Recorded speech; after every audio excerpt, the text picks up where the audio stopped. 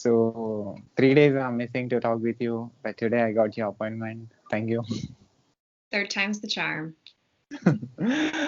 So can you please introduce yourself to my audience?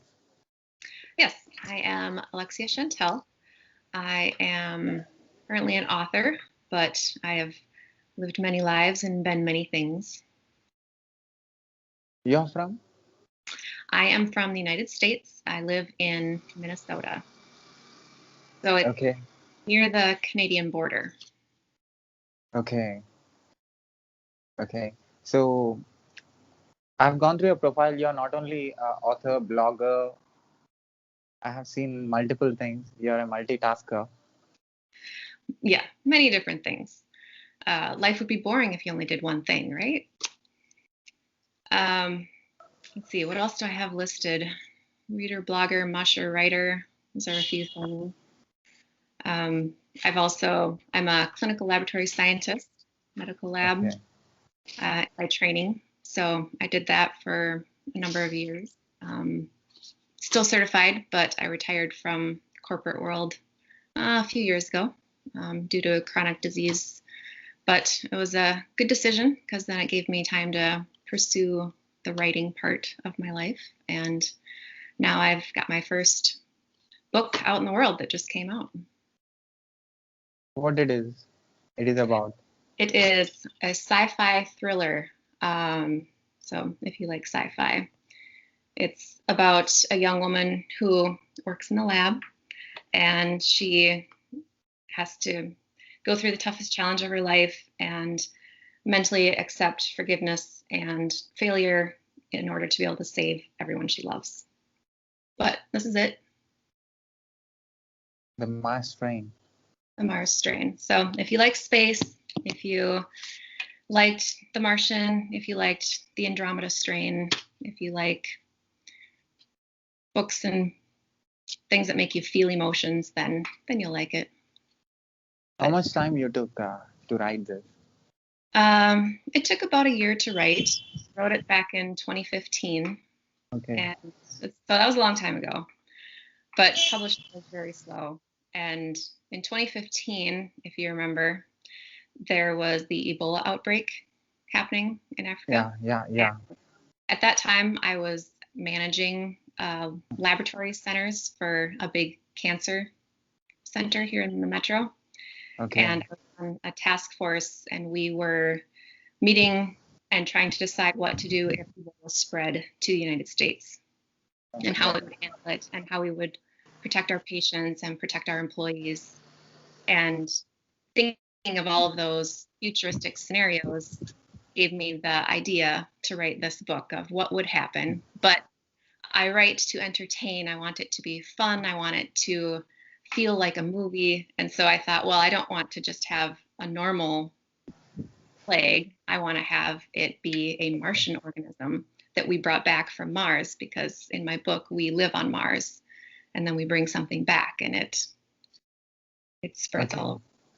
Yeah. So why only Mars? Because humans are thinking to go to that, and Yeah, I've always liked the idea of Mars because I think there's potential that it could have been a planet like ours and something catastrophic happened. So I played with that idea of what if it had been just like Earth and beings similar to us had lived there, but then something came and decimated the whole planet and they had to leave and ended up on Earth.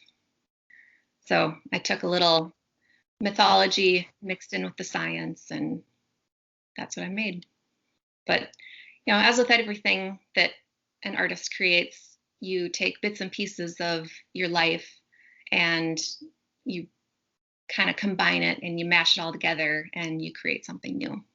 So it's got bits and pieces of my life in the lab, quite a bit of pieces of that, but bits and pieces of all the different people that I've met and been friends with over the years, and my life growing up on a rural farm is in there. So it's just kind of a nice collaboration of everything. you are into medical field before, right? Yes. Then what made you to become a writer? Well, I started writing my very first one because I was going to the library too much. Okay. I would come home with armfuls of books just stacked up to my chin, and I walk in the house, and it was shortly after I'd had my children. They're about a year apart, my daughter and my two twin boys. And I was coming home with all these books, and my husband looked at me and he said, "The library's going to run out of books. Why don't you just write one?" And I just laughed him off and said, "Yeah, right. I'm not going to do that." But that idea was there. And at the time, I was working in the lab, and I was working in a cancer center. And in the treatment area, there was a little library shelf where there were books, and the patients that were sitting there for treatment, they'd be there for hours, and they could just take a book if they wanted and sit and read it, keep it if they wanted, put it back if they wanted. And I thought, if I could write something that I could put on that shelf so that one of my cancer patients could pick it up and read it, and they could escape and not feel like they were stuck sitting in this chair tied up to tubes, but that they can totally mentally escape from it and be excited and feel, sadness and joy and triumph, then I will have done something. So then I wrote my first book, which was a historical fantasy. And life happens. We moved a couple times, didn't really do too much. And then I went to a writers' conference down in New Orleans, put on by Heather Graham. Fabulous conference. I hope she does them again when all the pandemic stuff is over, because I met some amazing people. And then about that time, the Ebola was happening, and I had this idea to write this sci-fi book. And I thought, well, sure, I've written one book. I can do a different kind of genre. So I wrote that, and yeah, The Mars Strain was the second book I wrote. Okay. So now you are a full-time writer. Now I'm a full-time writer / stay-at-home mom / dog walker / lots of different things. Yes. What is your blog? I blog with a handful of other writers. It's called the SFF7. So we are the Science Fiction and Fantasy 7. So I get to blog on Thursdays and talk about writing craft and about life stuff and how, mental health issues are a challenge as a writer. Because along with my chronic disease, I get to deal with lots of other side effects and things. But I decided that when I had gotten really sick that I wasn't going to let it stop me from doing things and accomplishing things and trying to give back to people. So I blog there on Thursdays. I also am part of Reading Between the Wines book club online. So that's just a book blog, but it's really fun. I get to interview authors. And that was one of the ways that I was introduced to this whole side of being an author. I got to listen to them, ask them questions about what it was like to write a book, to edit it, to search for agents, to publishing. So I knew a little bit about it before I jumped in, but it's still a whole new world, and yeah, kind of crazy. So you are into medical field before, and you decided to become a writer, and you're a mom, and you are a blogger, and all these uh, different jobs doing one person. So what do you say about yourself? I'm tired. No, it's fulfilling to do a lot of different things, because I don't think anybody is just one thing. You are not only an engineer. You enjoy other things, right? Yeah. Of your hobbies. So everybody's multidimensional, and I think that that's just what makes it fun to do lots of different things. Especially, I did miss it a lot. When I decided to retire from the lab, from the medical world, and leave it behind, I missed it a lot. It was very hard for me to leave my employees and my patients, the cancer patients, because I felt a lot of fulfillment working there. But I it was better for my health and for my family because they were more important. So then I knew I had to find fulfillment in other ways. And just doing one thing isn't enough. I want to be able to interact with people and, meet new people, talk to people. I blame it on my parents. It was how I was raised. I grew up in the middle of nowhere, country life. I loved it, but you're far away from big cities and big towns. But my parents made a point to invite people into our home.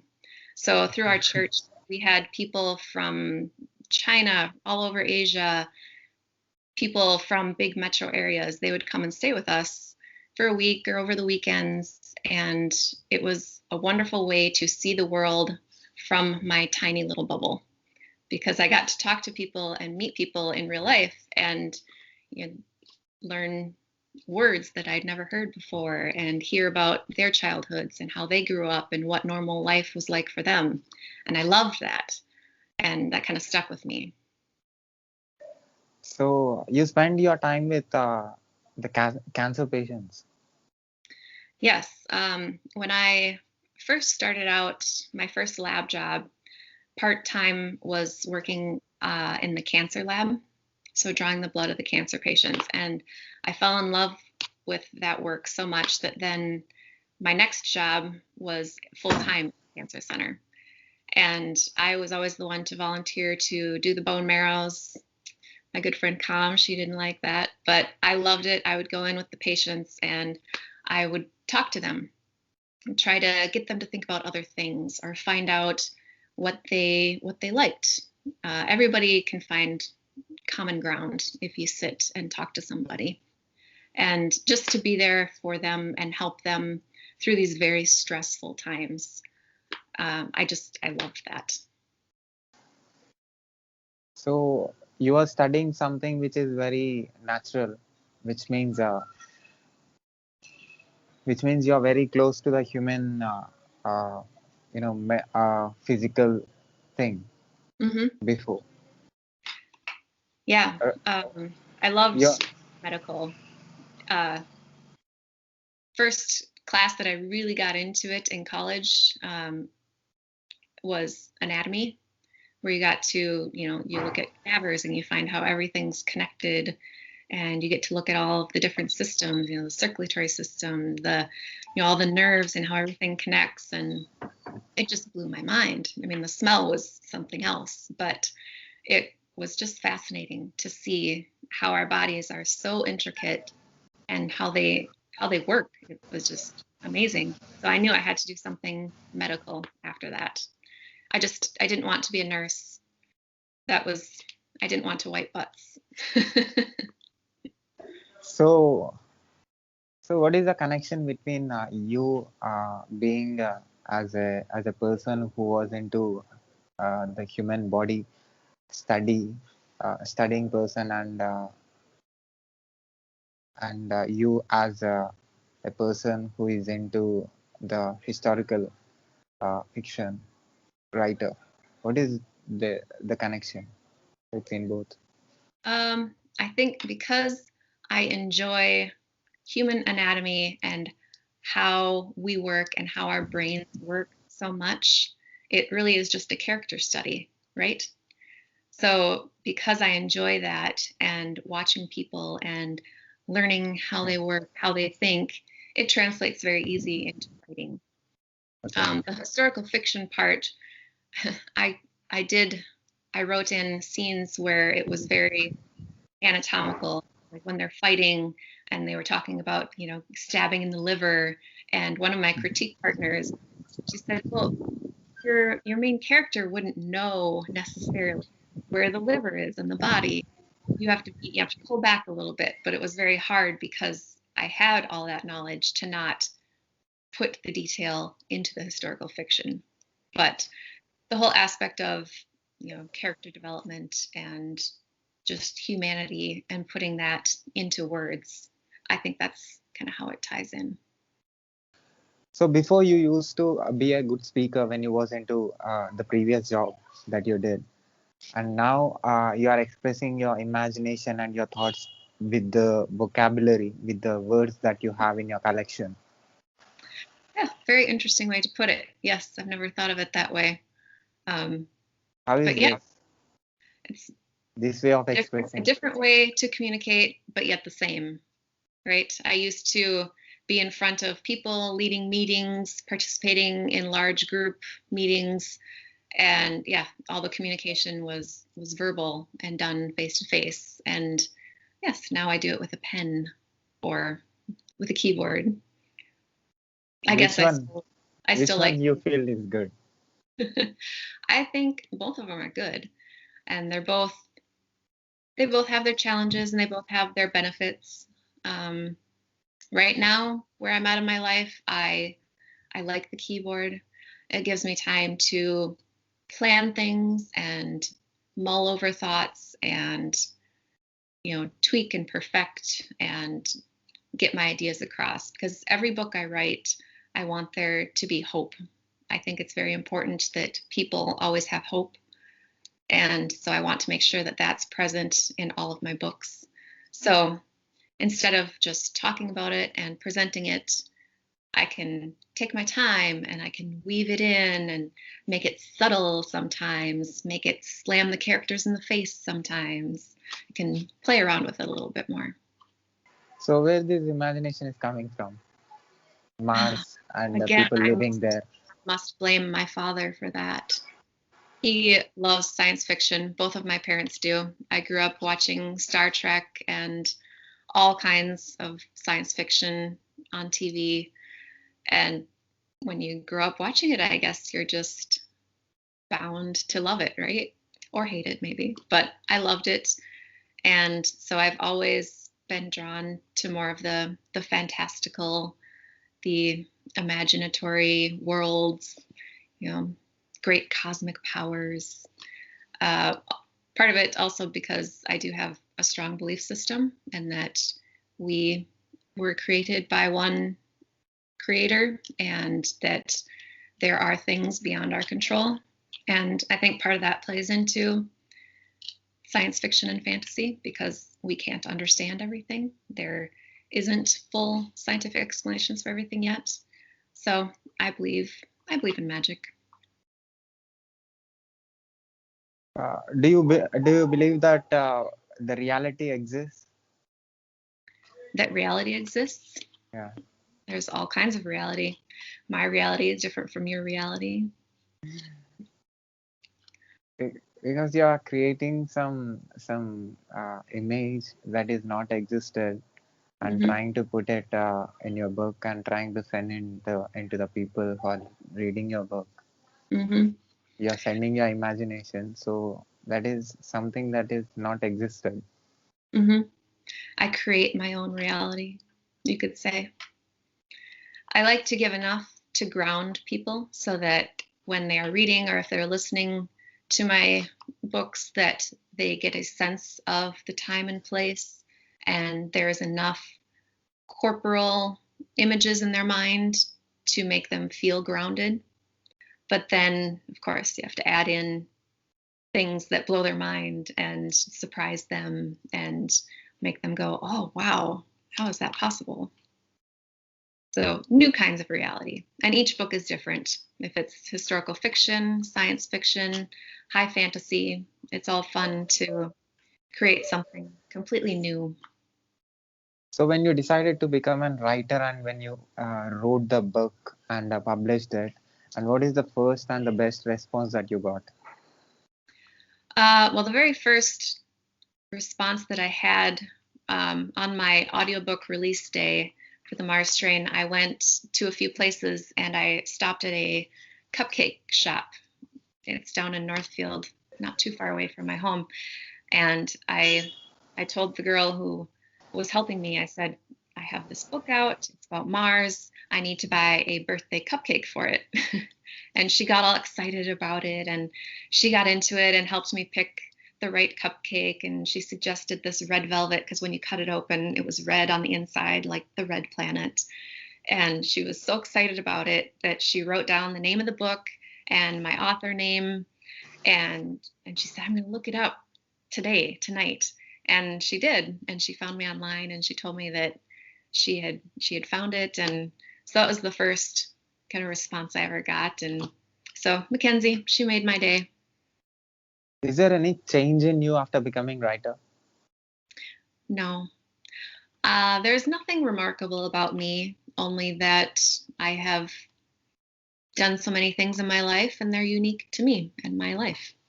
Otherwise, I don't think I am an exceptional person. I'm like everybody else, but it's fun, and I hope that it does give somebody a break from life and that they can listen to it and escape and leave their stress and worries behind, even for a few hours, and then I'll feel like I've done something for somebody. So what is your next book? My next book, I have a fantasy one that it's high fantasy. It's completely made up. It's based off of Norse mythology, so Nordic Vikings. It has that flavor to it. So I'm starting to write the second book of that series, and also plotting out my next sci-fi thriller, because I don't want to do just one. I want to continue to do both science fiction and the fantasy. They're very different, which is why I have, a pen name for the science fiction and a name for the fantasy. But they're both so much fun. I couldn't pick between just one. So what is your driving force? What makes you to wake up in the morning and make things do? My family. I have 3 young children and a wonderful husband, and not being able to work outside of the home like I had before, I'm driven in my writing to support them. I want to be able to still do something to support them and also give me the time that I need to just take care of them and be here for them. I like being able to be here when they come home from school. I'm done with my writing for the day. Then they come home and I can give them a snack, hear how their day went, and we just, go hike outside, go play, go take them to baseball, something like that. So how much time you spend in writing in a day? During the school year, when my kids are at school, as soon as they get on the bus and they're gone, then that is my writing time, and I am on the computer. Unless my dog bugs me and says he needs to go out, then we go out and find an adventure and go walk and hike around. And then I keep writing until they come home from school in the afternoon, and then it's family time. Yeah. So you said your father and mother are the reason why you're writing this genre. Mm-hmm. They are, and they just yesterday finished listening to my audiobook for the first time, and my dad was so excited he had to call me, and he told me that he just couldn't believe that this came out of my brain, and he loved it, and he was so swept up in the story. He said he had an adrenaline headache from it because it was just constant go, go, go, so much happening. So hearing him say that, it really means a lot, because it all started with them and their love for science fiction. So knowing that they loved it and they got enjoyment out of it, that means a lot. So tell me about the shifting process when you was into medical field and you're shifting to writing. What was your mind state? Well, at the time, it was very difficult because that was when I was feeling my worst because of my chronic disease. So I was physically feeling awful, in pain, and chronic fatigue. So I was extremely exhausted all the time, and it was very hard, as I said, to leave my job because I did love it, and I loved the people that I worked with, and the friendships that I'd had, and the patients that I got to work with and see, frequently through the week. So it was very hard. It was like retiring very early and unexpectedly. There wasn't any, goodbye parties or, goodbye, lengthy goodbyes, anything like that. It was just a very abrupt change. So it was a very difficult mental shift. But I had writing because I had written these 2 books before that point. So I knew I wanted to write more and that I wanted to find an agent and work on getting my books to publishers. So because I had that goal, I had something to strive towards. And that helped a lot. Because if I didn't have that, I think I would have floundered a lot more and struggled, because when you leave a job, you leave behind a sense of identity. Because when you think about yourself, like, what do you say you are? Like, when somebody asks, who are you, Sai? What do you say? Do you say, Yeah, I'm... definitely. I'm working here. This is my job. Yeah, Yes. And so if you were to suddenly leave it, yeah, it's difficult. You have to correct. find a new sense of self. And I did find that with writing. So I'm very, very grateful that I have a husband that supported me and gave me the chance to do that. And that I did have writing that I could sort of absorb into myself. You observe writers who are already into this field? Yes. One author that I had befriended early on when I was a blogger was Jeffy Kennedy. She is a fabulous writer. She had been writing romances when I first met her, and then she moved into fantasy and began writing fantasy romance. And just being able to talk to her and do interviews with her every now and then and kind of pick her brain on how she made these worlds and her process of just how you make a completely new world. In the beginning, it seemed impossible, right? Like, how do you come up with everything? There's so many intricacies to it. And I loved that she just took the time to explain things to me. And when I first took that step into writing, she was so generous in taking the time to answer questions and explain, what are agents? What do they do? Are they worth having? Simple things, but knowing somebody that can answer those questions as you're starting out is so helpful. And it probably is for any job before you start. If you could talk to somebody that's already doing it, it helps so that you know what you're getting into before you really get into it. So after writing it, what was your first feeling? You said that you are already writing even when you are into your job. I did. The first book I wrote, the historical fantasy, I wrote in 2012. So I was, still working in the lab at that time. And the first time, so that first book, when I finished it, I remember sitting at my computer and I sat back and was like, oh, I'm done. I can't wait to send it out to people. But as Jeffy and so many other authors had said, don't send it out. Don't do anything with it yet, because your first draft is terrible. It really is. The first draft of the first book, it needs a lot of work.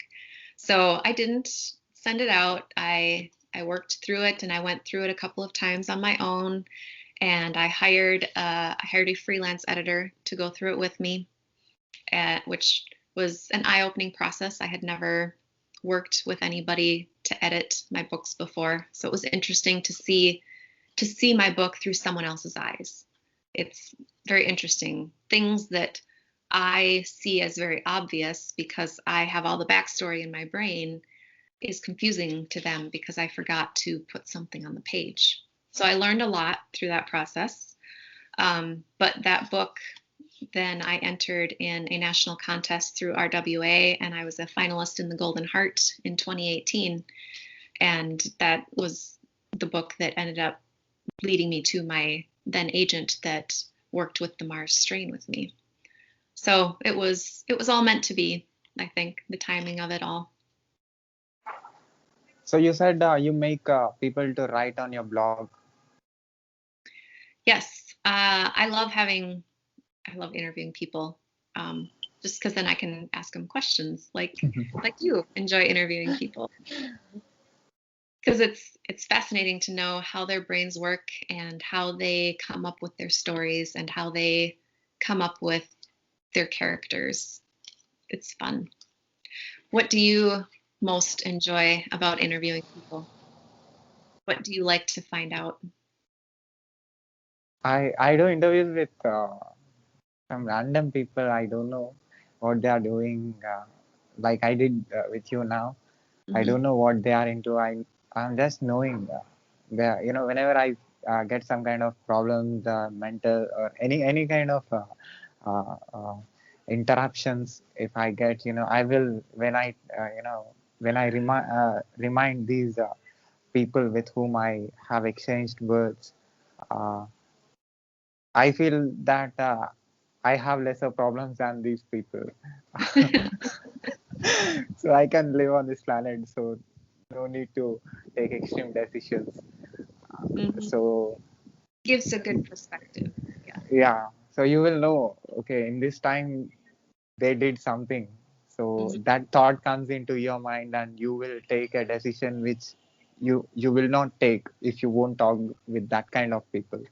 Mm-hmm. So it's very good. You don't need to go anywhere. Just be in home and know lives of people and their experiences, what they did, where they came from, and what made them to take that particular decision and that particular time.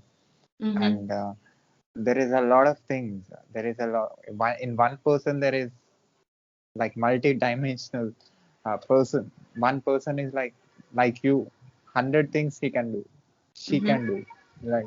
So imagine if hundreds of people are talking with you, and you're collecting all those perspectives, narratives, and you're collecting all that, and you see things very easier when when something happens to you, or the perspective of yours will be different on the things because of the collection of perspectives that you have in your mind. Mm-hmm. So definitely it helps.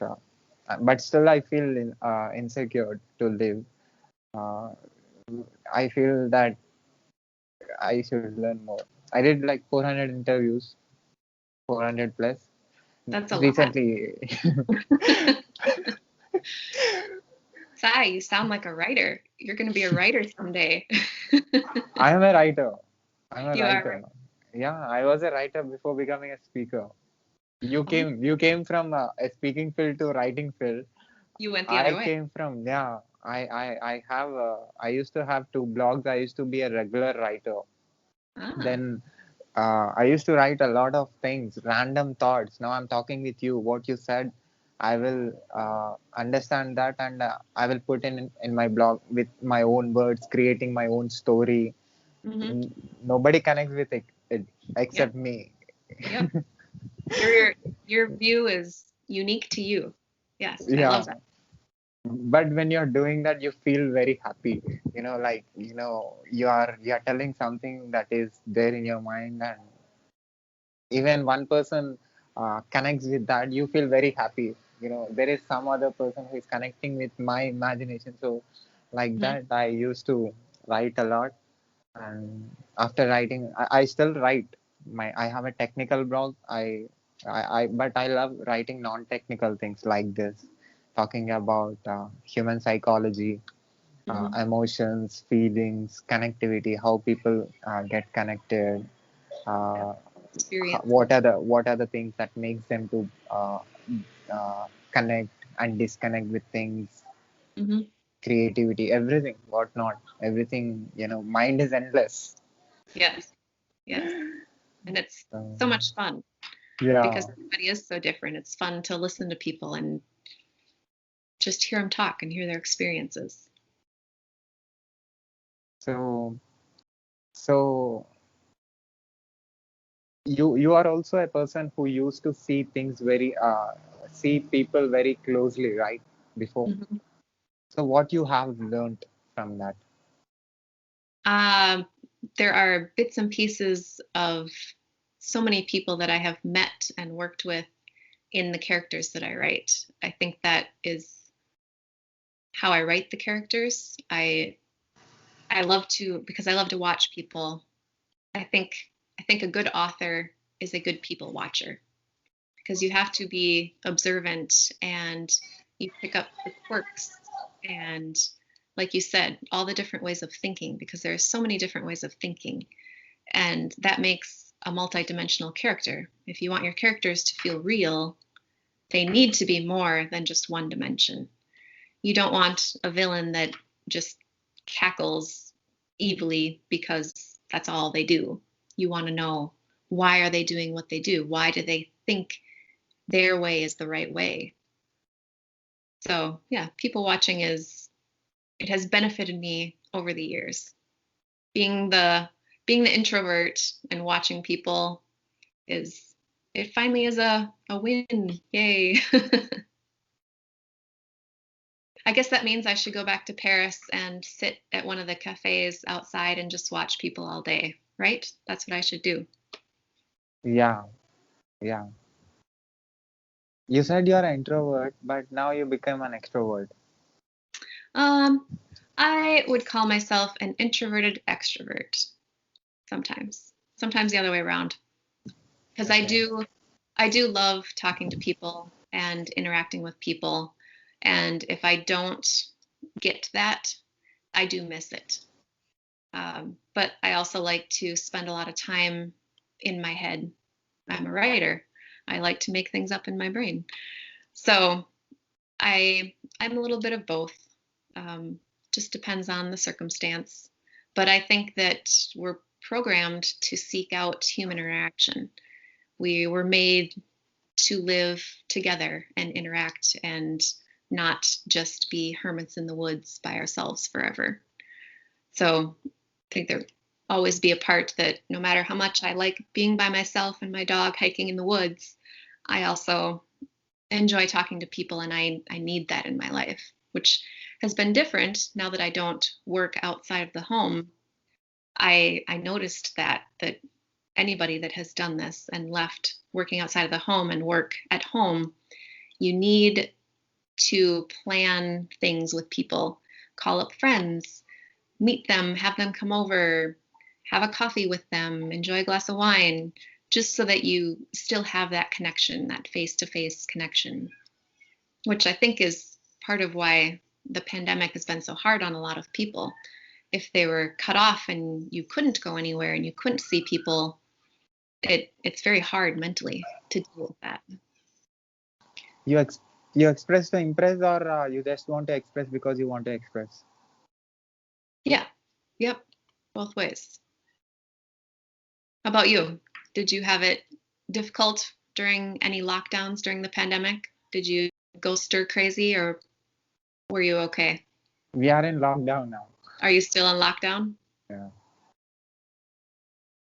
So So you interact through the computer. At least it's interaction. the virtual connection. Mm-hmm. Yeah. Better than nothing. Yeah. I mean, this is what we do even if we meet, except the coffee or the tea or the food.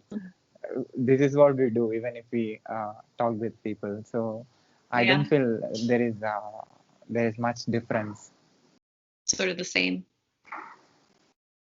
So yeah, For your work, then you can do everything online. yeah. But Yeah. I'm preparing for AWS solution architect position. At the same time, I got a job in Canada as a IT director. Oh, wow. Yeah, through this video series, I got it. A fantastic thing. Congratulations. That's exciting. So yeah, thank you. So this is how I got connected. One company had offered me. Then maybe uh, I think Toronto is in lockdown now. After that, they are starting a new project, and I'm in their team. Maybe in That's exciting. That'll be. yeah. So See, you never know when you start doing something like this where it'll lead you. You never know. yeah, but every energy of ours creates some energy. That Mm-hmm. is what I understood. It can be positive or negative. If we release some energy, there will be some impact somewhere. Mm-hmm. If there's good in your heart, good will follow. If there's hate in your heart, hate will follow. Yeah, correct. Mhm. So everything is going according to what it should be. Good. That's exciting. Even though you are still in lockdown. Yeah, I think everything is possible. And like you said, you decided, I'm seeing myself in you. You said you shifted from one field to other field. I do that all the time, Yeah. but very few people take that risk. They wanted to do something, but Mm-hmm. some responsibilities, some things they stop to get retired in the early time. But Mm-hmm. after so many years, they feel regret saying that. So I know some people who feels very hard to come out from what they did, what they do, but they still like to come, and to break out that and come is a biggest decision, and it's a toughest decision. Mm-hmm. You don't know. You're going into the unknown zone. You're going into the unknown field. You should be very daring, and you should believe in yourself, and you should believe that that is going to work for me for sure. Mm-hmm. So very few people. I really like what you did, because it shows how confident you are on the new thing. But Good. not many people with whom I have exchanged words. Not many people are that uh, daring, but Mm-hmm. few people are there. I come under that. But that actually makes people who are connected to you feel that you don't have stability, or you don't connect with one thing. I say, why we should connect with one thing if we have a lot of things Mm-hmm. around us to learn and to know. So for one time, I'm talking with a nutritionist. I'll shift to a nutritionist from Canada. I'll shift from Canada to New Zealand, and I'll talk about cloud, Something very different. AWS, Amazon Web Services. Nutrition is Yeah. different. Amazon Web Services is different. It's Very technical. It's different. it's it's it's it's about food, what to eat, what not to eat, Mm-hmm. where this food is coming from, what if you eat this kind of food, what happens in your body. So like that. Suddenly you shift with to a police officer, and then again a different subject. So it's it's a I love it. I love jumping, but people won't connect. People around me won't connect. You become alone. So that's what I became. But Mm-hmm. a lot of people like you have a top perspective who watches world from the top view. Mm-hmm. Everything is important in life. So very Yep. few people, the top viewers will connect and will appreciate. The side viewers see one thing, and they say that what is the use of it. If you go into a one way, you can learn about this way, about Mm-hmm. the speed breakers, and about the vehicles which are coming in this way. So I will say that there is a lot of difference between side viewers and top viewers. Yeah. That is what I happening. like that analogy. That's a good analogy for it. Yeah. And yes, I agree with that observation. As I was working and I was the boss of people, I saw that very often where a lot of people are afraid of change. And they're afraid, even if they're not happy, they're afraid of change, which always was crazy to me because there's so many options and there are so many choices that you could make to be happier, but people get scared and then they just stay. Yeah. So what you believe is that working for you, which makes what do you believe that is working for you and that is making things possible? Like you said, just having the outlook and being open to things and confident that, everything will work out the way it's supposed to work out, and that, everything it's all connected, and yeah, you just do your best and things will happen. Good things, bad things, but you just keep looking for the good things. They're always there. So as a mom, what do you say?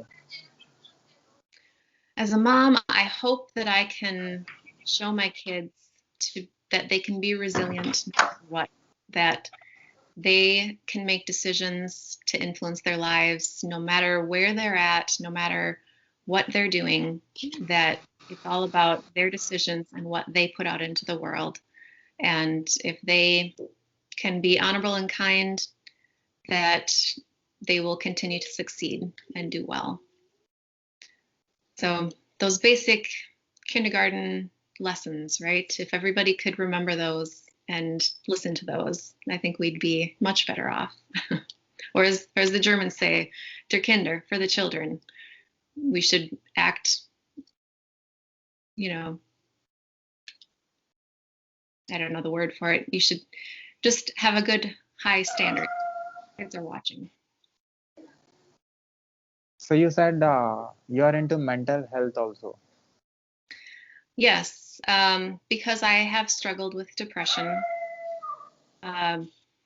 Medically, I know what is happening in my body and why I am feeling that way.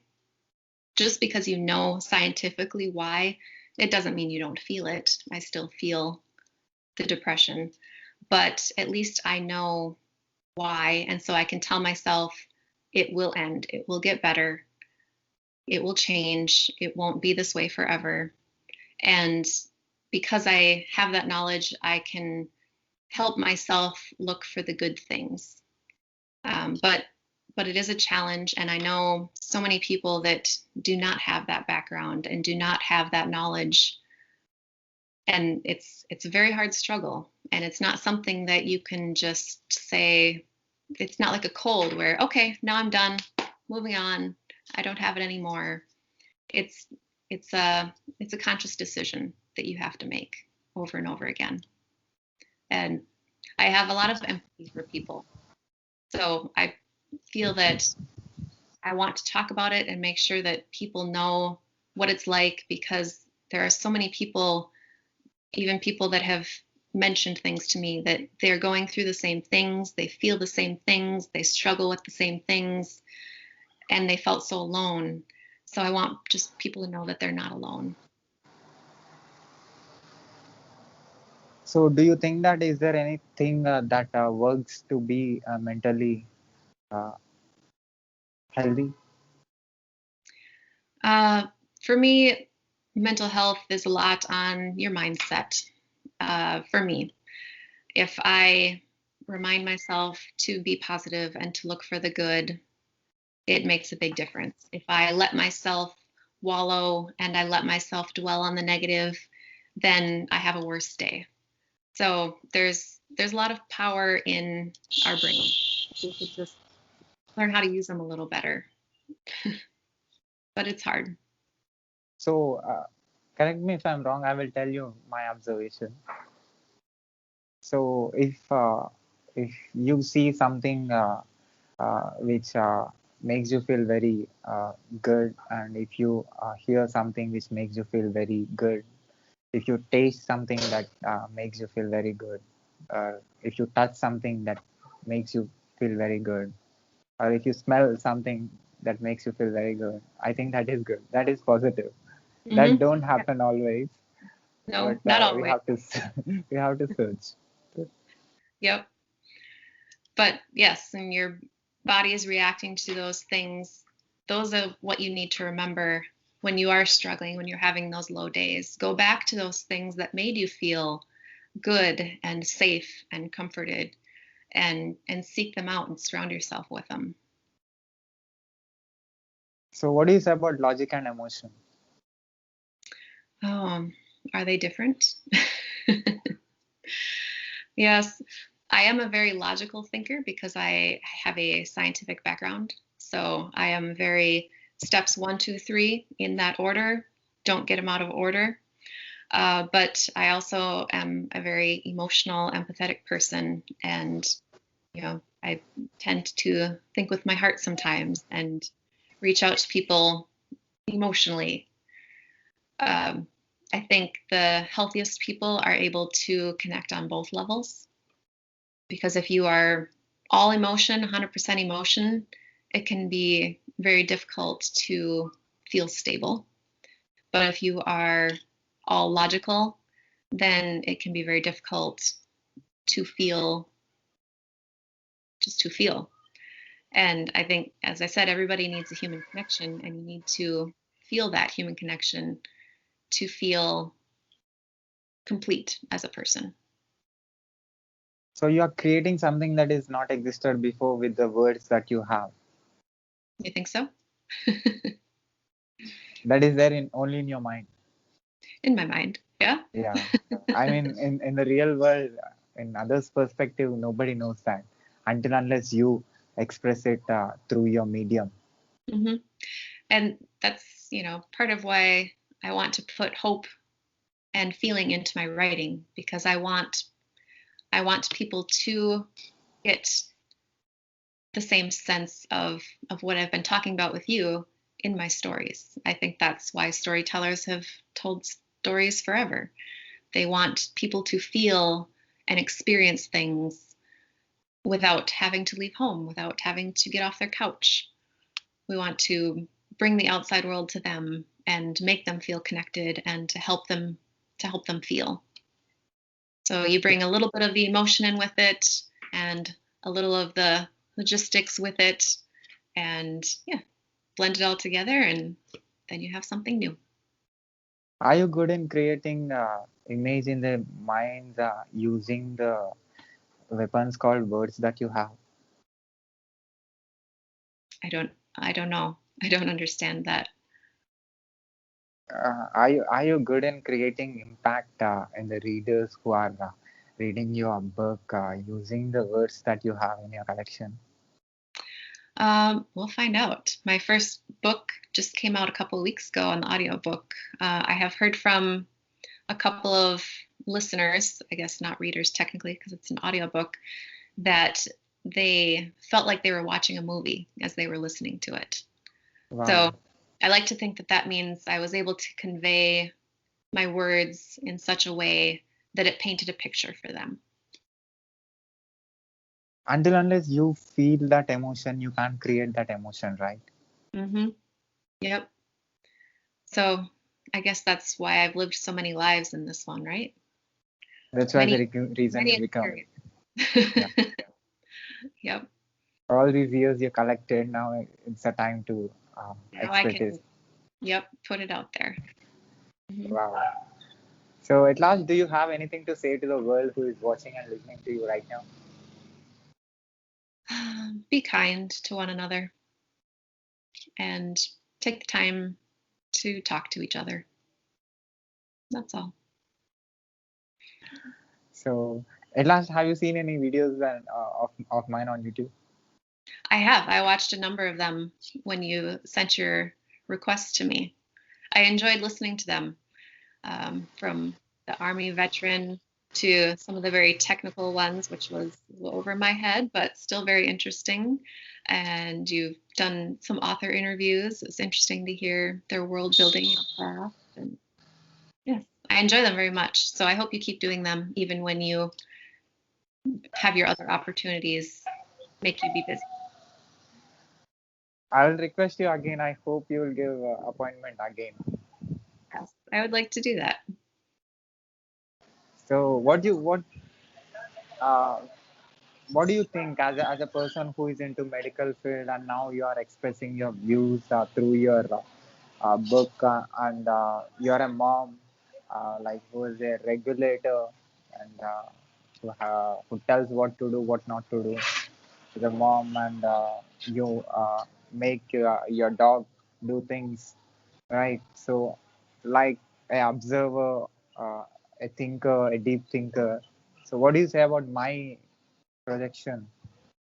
my videos, all different country people, Mhm. different professions, talking about different things. What is your observation, your personal?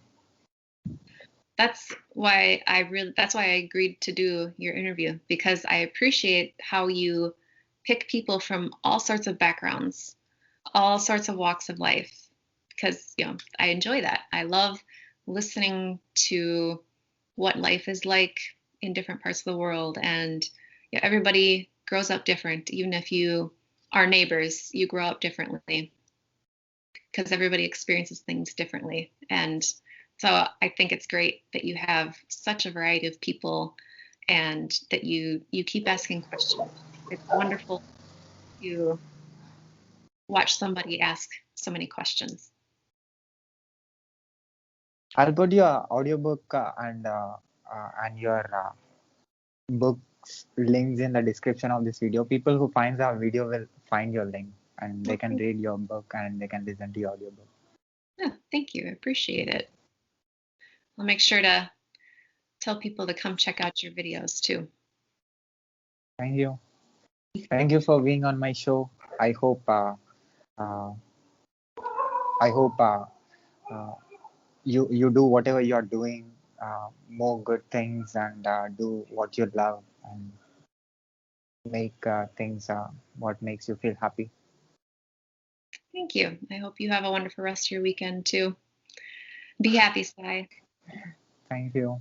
Can I put this video and audio clip on my YouTube channel, social media, internet, podcast, website, everywhere with your permission? Yes, absolutely. Share it. Thank you, Alexia, for giving your time again. Thank you again. Thank you. Have a good night. Bye. Bye. Bye.